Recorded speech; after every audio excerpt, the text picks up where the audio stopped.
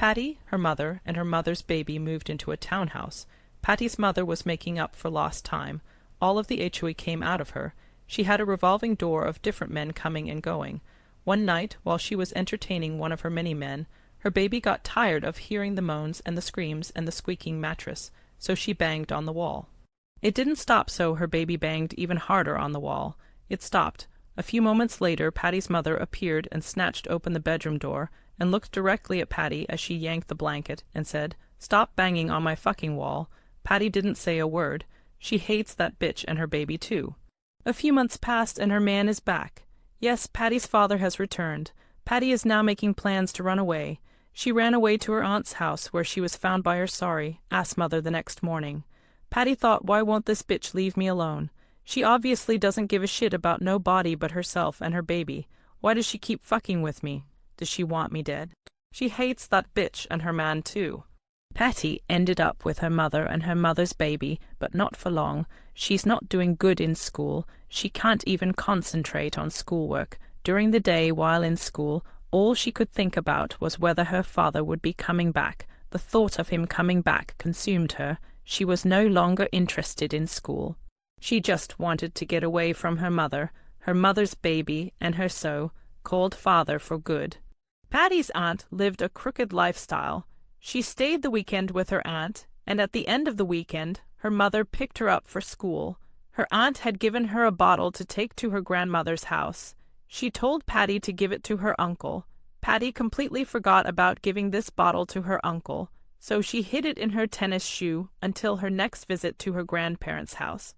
Again, Patty had forgotten all about it, and no one reminded her, not even the aunt. No one asked about this bottle. Patty's mother found this bottle. She immediately, the same day, bought 2 bus tickets, one round trip and one way. She took Patty down Mississippi to live with her aunt. Patty was not pleased with this, but had no choice but to go along with it. She hates that bitch and her baby, and her man too. After being there for a few months, it seemed as if Patty was living with her horrible ass parents all over again. Patty's aunt and her husband fussed and fought all the time. It was worse than her parents. They would have to catch a cab in the wee hours of the night to go 40 minutes away to her aunt's best friend's house for shelter. This went on non-stop. They had to leave the house almost every time they got into a fight. He would always tell Patty's aunt that that was his house and she could get the fuck out. The more Patty had to endure in this household, the more she hated her so-called mother. Patty is now 15 years old. Her report card wasn't good at all. Patty had a hard time trying to fit in. She was already struggling trying to come to grips with being shipped off like a package that no one wanted and being moved completely away from her grandparents. Her aunt's husband thought that it was okay to give her an ass-whipping for not bringing in good grades. None of these so-called adults had a clue. Patty couldn't focus. She couldn't concentrate. She felt alone, lonely, all by herself, abandoned and left with a family that was horrible. Her aunt's husband beat her with a belt, and it stirred up horrible memories of being beaten by her father. She found a way out. She took every pill that was inside of the medicine cabinet. She laid down after telling her favorite cousin that everything was going to be okay in the morning and what she had done. Patty's next memory is of that big ball of light that looked like a ball beaming at her. As she focused her eyes, it was her aunt saying, "Oh my God, girl, what have you done?" Patty was being walked as her aunt held her up. Her aunt then took her into the bathroom and forced her to vomit. Patty slept for 3 days.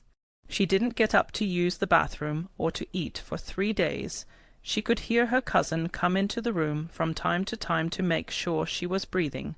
She hates that bitch, her baby, and her man too.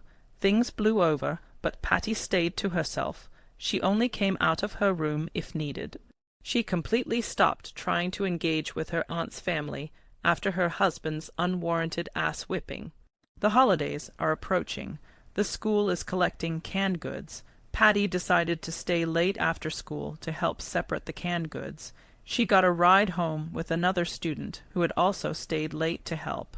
As soon as Patty got home, her aunt's husband asked where she had been, and she told him school, helping with the canned goods. He called her a fucking liar and said that he was going to beat her ass, to go in the room and take off her clothes. She had heard this way too many times, and she was too big to take her clothes off in front of her aunt's husband. She was 15. He beat her with a broomstick. The broomstick broke, and it pissed him off so much that he went and got a belt to finish the job. It seemed like the beating would never end. Patty was done. Nothing but hate fueled her soul from there on out. She was determined to get away from everyone. She hates that bitch and her man too. Patty contacted her mother, but she made sure not to tell her about the ass-whippings. After all, her so-called mother never had her best interest at heart. Instead, she plotted her way out. She told her mother that she wanted to go on a trip with her school, and it was $70. Surprisingly, her mother sent her the money through the mail. Patty made sure to check the mailbox every day until it came. When she got the money through the mail, it was time to go. She wasn't giving her aunt's husband another chance to put his hands on her.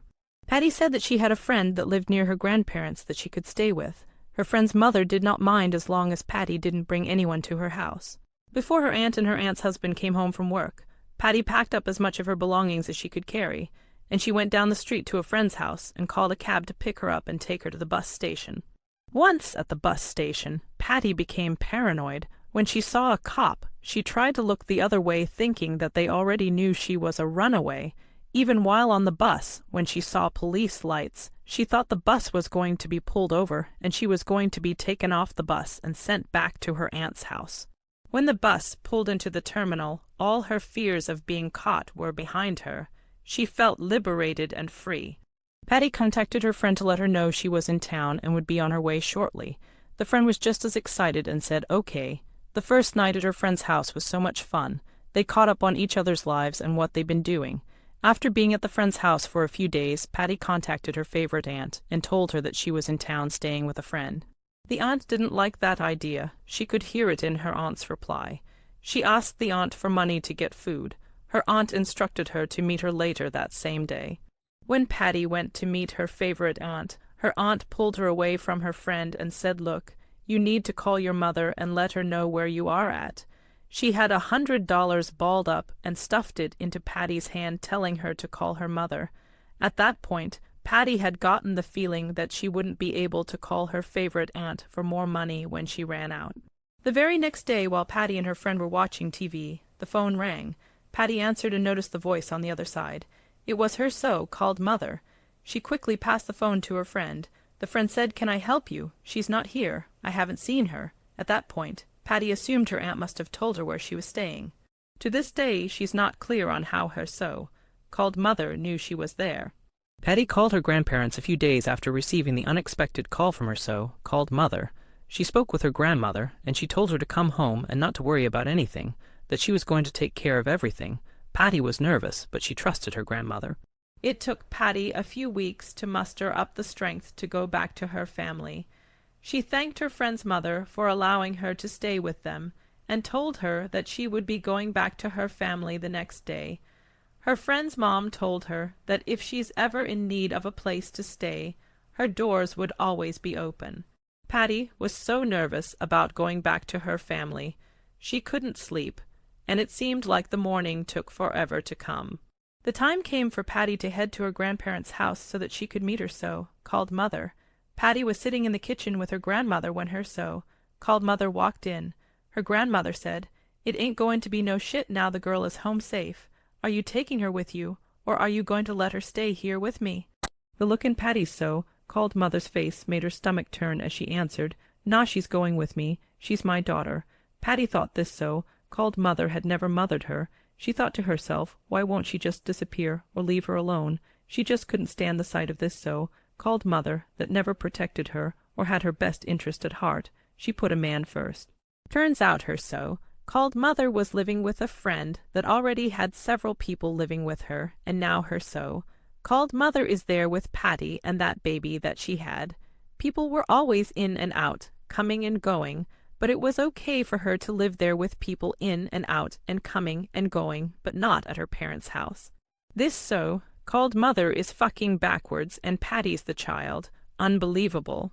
This was Patty's first time seeing her so-called mother play with a child other than that baby she had. Her so-called mother always had conversations with her friend's daughter. She interacted with her the way Patty could only wish that she would be with her. Every time this so-called mother looked at Patty or spoke to her, it was always negative, putting her down, talking down to her, belittling her. Patty never felt safe or in a safe place to talk to her so-called mother, and Patty never had the courage to tell her.